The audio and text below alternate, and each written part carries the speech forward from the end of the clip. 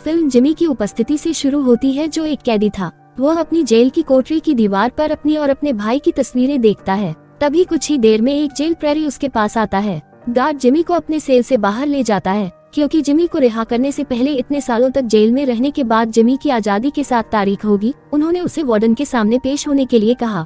Warden ने Jimmy को एक अच्छा नागरिक बनने और देश के कानूनों का पालन करने के लिए एक नया जीवन शुरू करने की सलाह दी। लेकिन ऐसा लगता है कि जिमी को वार्डन की बातों में कोई दिलचस्पी नहीं थी, क्योंकि वह बाहर निकलने के लिए इंतजार नहीं कर सकता था। इस बीच हम एक भ्रष्ट पुलिस अधिकारी देखते हैं। यह अधिकारी एक ड्रग डीलर के साथ काम कर रहा था, क्योंकि वह नशे का आदी था। जेल से छूटने के बाद जिमी को अपनी कार वापस मिल जाती है। वह एक बंदूक और एक ऐसे व्यक्ति के बारे में जानकारी भी प्राप्त करता है जो उसका लक्ष्य था। फिर वह अपनी कार चलाता है और अपने गंतव्य कैलिफोर्निया की ओर जाता है और बदला लेने की इच्छा के साथ स्थिर कदम रखता है। जिमी एक इमारत में चला गया और उस व्यक्ति को मार डाला जिसकी जानकारी फाइल में थी। जिमी के पहले निशाने को मारने के बाद वह रॉय नाम के लड़के से मिलने जाता है। यही वह व्यक्ति है जिसने जिमी को कार और बंदूक दी थी। रॉय एक भरोसेमंद मुखबिर थे।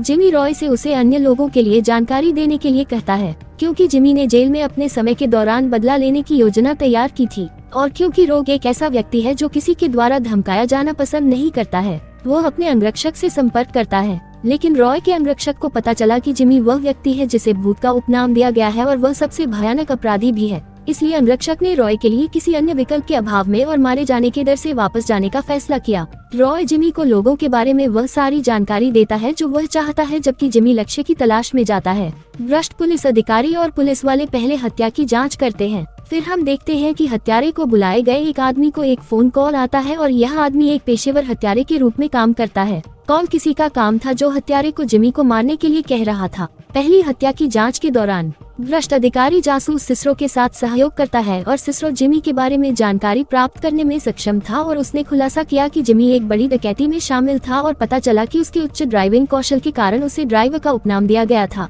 हम डकैती के दिन के समय में वापस जाते हैं, जब जिमी और उसका गिरोह चोरी करने में कामयाब हो गया। वे चोरों के एक अन्य समूह द्वारा घात लगाए बैठे थे, जिन्होंने जिमी के भाई सहित जिमी के गिरोह के सदस्यों को मार डाला था, जिसे जिमी की आंखों के सामने क्रूरता से मार डाला गया था। फिर जिमी के सिर में गोली मारी गई और चोरों ने सोचा कि वह मर गया है, लेकिन डॉक्टरों की एक टीम ने जिमी को बचा लिया और उसके सिर में लोहे की प्लेट लगा दी। फिर उन्होंने जिमी को जेल में डाल दिया। जासूस सिसरो ने निष्कर्ष निकाला कि जेल से रिहा होने के बाद जिमी बदला लेना चाहता है। इस बीच जिमी अपने दूसरे लक्ष्य केनेथ टायसन का पता लगाने में सक्षम है। वो एक अधेड़ उम्र का आदमी था और उसने ही जिमी और उसके गिरोह पर हमला करने वाले लुटेरों को फिल्माया था। हम हत्यारे को जिमी का पीछा करते हुए देखते हैं जब जिमी को अपना लक्ष्य मिल जाता है और वह उसे मार डालता है। जिमी तुरंत दृश्य छोड़ देता है, लेकिन हत्यारा जिमी को पकड़ लेता है और उनके बीच गोलियों का आदान प्रदान होता है। जिमी बिना किसी नुकसान के भागने में सफल रहा। हत्यारे ने महसूस किया कि जिमी केवल अपने लक्ष्यों को मार रहा था और किसी और को नुकसान नहीं पहुंचा रहा था।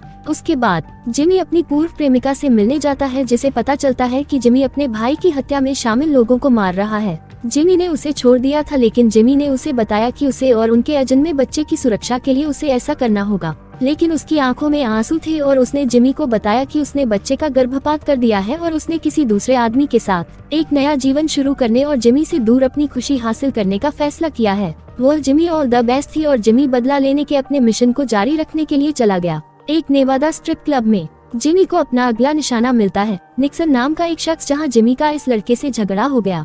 जिमी ने इस आदमी को छुरा घोंपा और तुरंत घटनास्थल से चला गया।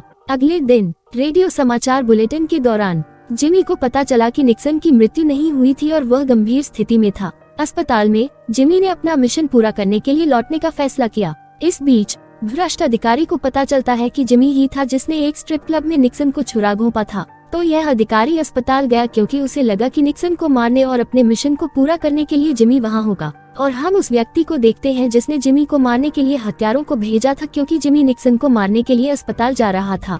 जिमी के अस्पताल पहुंचने के बाद जिमी सीधे ऑपरेशन रूम में गया और बिना किसी दया के उसने निक्सन को मौके पर ही मार डाला। जब गोलियों की आवाज सुनी, भ्रष्ट अधिकारी ने वो यह देखने के लिए दौड़ा कि क्या हुआ, लेकिन जिमी को भागते देखा। उसने जिमी का पीछा किया और उन्होंने आग का आदान प्रदान किया, लेकिन जिमी गायब होने और भागने में सफल रहा। जिमी के भाग जाने के बाद उसे पता चलता है कि कोई उसका पीछा कर रहा है। जिमी के ड्राइविंग अनुभव के कारण जिमी हत्यारे को अपने सामने रखने में सक्षम था और उसने हत्यारे पर बंदूक तान दी और उसे मारने में सक्षम हो गया। लेकिन जिमी ने केवल कार के टायर को गोली मारी, लेकिन हत्यारे को अपने मिशन को अंजाम देना था तो उसने जिमी को गोली मार दी, लेकिन गोली जिमी की गर्दन में जा लगी। जिमी और हत्यारे के बीच पीछा करने के बाद जिमी अपने माता पिता के घर जाता है। जिमी का अपने पिता को मारने का इरादा था, क्योंकि जिमी का मानना था कि उसके पिता ने जिमी और उसके भाई की हत्या की व्यवस्था की थी, और जिमी ने ऐसा इसलिए सोचा क्योंकि वे बैंक डकैती के बाद पैसे साझा करने से इनकार करते हैं। घर में जिमी की मां जिमी के घावों की देखभाल कर रही थी और उसे समझाने की कोशिश कर रही थी कि उसके पिता ने ऐसा नहीं किया। तब जिमी ने सोचा कि उनके भाई की प्रेमिका ने उन्हें स्थापित किया है। फिर जिमी बदला लेने की प्रक्रिया को जारी रखने के लिए जाता है और आखिरी लक्ष्य को मार देता है, और इस आदमी का नाम अलेक्जेंड्रिया जेरेड है। यह आदमी जिमी के बदला मिशन के दौरान एक यात्रा मिशनरी था। जिमी डकैती, हत्या और बदले की कार्रवाई जैसे कार्यों पर जेरेड के आध्यात्मिक व्याख्यान का एक रेडियो प्रसारण सुनता है। इस बीच हमने देखा कि पुलिस ने जिमी का सामना करने में भ्रष्ट अधिकारी के साहस की प्रशंसा की। इस अधिकारियों ने जासूस सिसरो को बताया कि जिन लोगों को जिमी ने मारा था वे एक डकैती में शामिल थे। तब अधिकारी जिमी को जेरेड को मारने से रोकने गया। अधिकारी न केवल जेरेड के ठिकाने पर गया, बल्कि हत्यारे को भी जानकारी मिली और वह वहां गया। तब जिमी उस स्थान पर गया जहां ये रेड था। जेरेड जानता था कि उसके दोस्तों के साथ क्या हुआ था और वह प्रतिशोध और नफरत पर व्याख्यान दे रहा था। जेरेड जिमी को लोगों से दूर ले गया।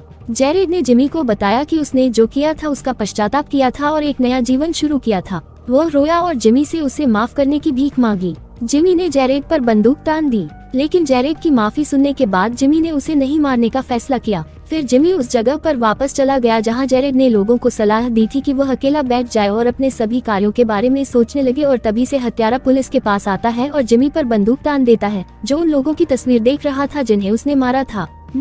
हत्यारा जिमी से कहता है कि वह अपना मिशन पूरा करेगा और उसे मार डालेगा, लेकिन इससे पहले कि हत्यारा जिमी को बताता है कि जिमी के भाई की हत्या के लिए गिरोह में कोई और जिम्मेदार है, और हत्यारा जिमी को बताता है कि यह व्यक्ति वह है जिसे जिमी जानता है, और हत्यारा जिमी को बताता है कि यह व्यक्ति जानता था कि जिमी बदला लेने के लिए वापस आ जाएगा होने के कारण इस व्यक्ति ने हत्यारे को जिमी के पहुंचने से पहले ही उसे मारने के मिशन पर लगा दिया। जासूस सिसरो को पता चलता है कि जिमी के भाई की हत्या में कोई और शामिल था।